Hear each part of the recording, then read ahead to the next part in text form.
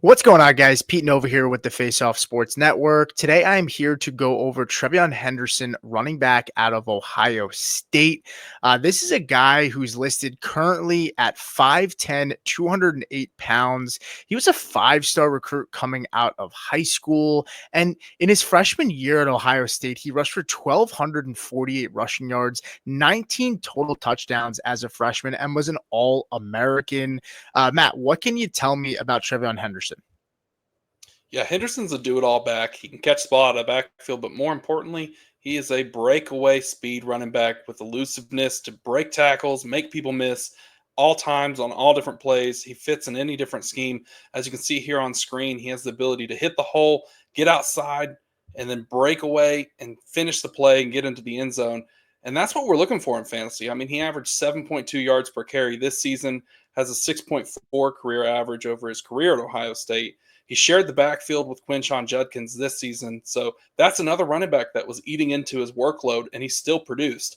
Only 919 rushing yards on 127 carries is pretty good, though. He had 10 touchdowns on the ground, but 42 total touchdowns in his career at Ohio State. So the guy has a knack for finding the end zone, and he can do absolutely everything out of the backfield. Yeah, and I think the thing that you mentioned is, when we look at guys for fantasy, right? Running backs may come out and they may be a good NFL running back, but are they going to be a good fantasy running back? And when you look at TreVeyon Henderson, he translates as a guy that can be a 3-down back, right? I mean, the biggest concern that you have for him is, can he hold up with a large workload, right? He did split with Quinshon Judkins. He did have some injury concerns in the past, but this guy projects to be a 3-down back. He is arguably the best pass blocker out of this running back class.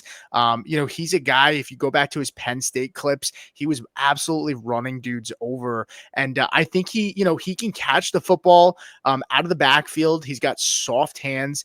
He only had one drop this season. He also had 26 catches for 268 yards receiving.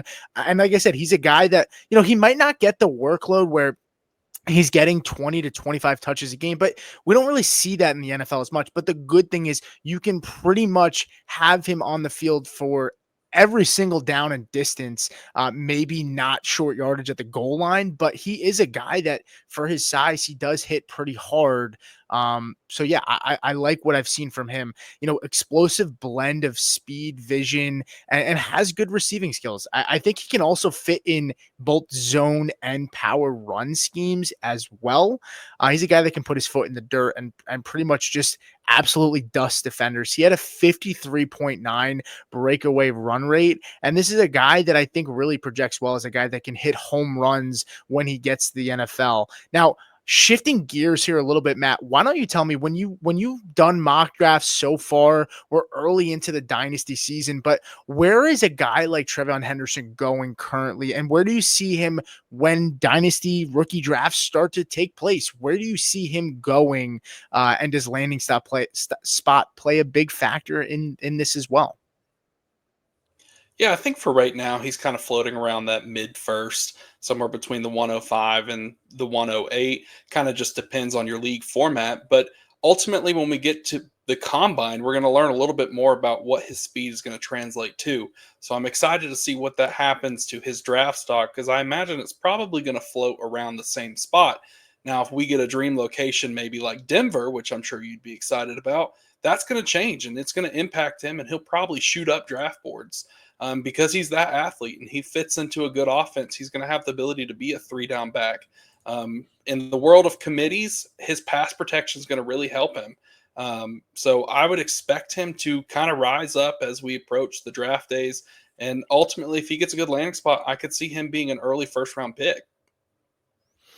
Yeah, I mean, there's been a lot of smoke about him, and people are starting to fall in love. I mean, we've seen guys, the Senior Bowl just happened, and guys boost their stock. Once this guy gets to the combine and can show his lateral quickness and like the 3-cone and just pretty much showcases his skills, he could solidify himself as a late first round pick, early day 2. And yeah, I expect him once we get to, landing spot, of course, like you had mentioned, it's going to play a factor in this. But in my opinion, he is my number 3 ranked running back in this class right now as I've done my rankings. And I, I think he's going to be able to thrive in many situations unless he goes to just a bad organization overall. I think his ability to do so many different things is going to be good, because sometimes you look at certain guys and you say, hey, they're going to be scheme dependent, right? Like they're going to need to be utilized the right way.